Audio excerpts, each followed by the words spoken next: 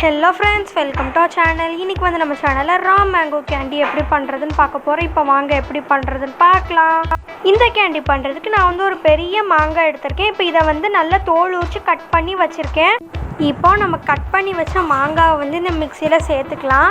இப்போ இது கூடவே ஒரு அரை கப் தண்ணி சேர்த்துக்கலாம்.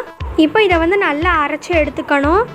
இப்போ இதை வந்து அரைச்சாச்சு. இப்போ இது வந்து கொஞ்சம் நொரன்னு இருக்கும், அதனால் இதை வந்து நம்ம வடிகட்டி எடுத்துக்கலாம். இப்போ இதை வந்து நல்லா வடிகட்டி எடுத்தாச்சு.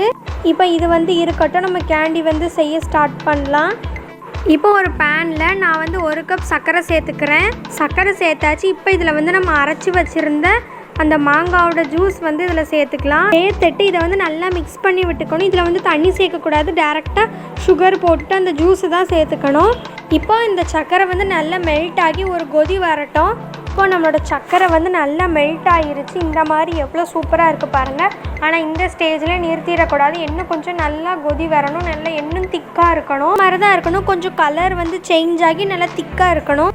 இன்னும் கிளியராக செக் பண்ணுறதுக்கு நான் வந்து ஒரு பவுலில் தண்ணி சேர்த்துருக்கேன். இப்போ இதில் வந்து நம்ம ரெடி பண்ணி வச்சுருந்தது வந்து கொஞ்சோண்டு சேர்த்துக்கிறேன். சேர்த்த உடனே அந்த தண்ணியில் வந்து கரையாமல் நம்ம கையில் வந்து சூப்பராக எடுக்க வரணும். இந்த மாதிரி சாஃப்டாக அப்படி எடுக்க வந்துச்சுன்னா கரெக்டான ஸ்டேஜ் இப்படி தான் இருக்கணும். இப்போ நான் வந்து இதை வந்து நான் மோல்டுக்கு வந்து ட்ரான்ஸ்ஃபர் பண்ண போகிறேன். நான் வந்து ஒரு பிளேட்டில் வந்து எண்ணெய் தடவி வச்சுருக்கேன். இப்போ நான் இதை வந்து இதில் தான் சேர்த்துக்க போகிறேன். உங்ககிட்ட சிலிக்கான் மோல்டு இருந்துச்சுன்னா அதில் கூட சேர்த்துக்கலாம். அப்போ இது வந்து இருக்கட்டும்.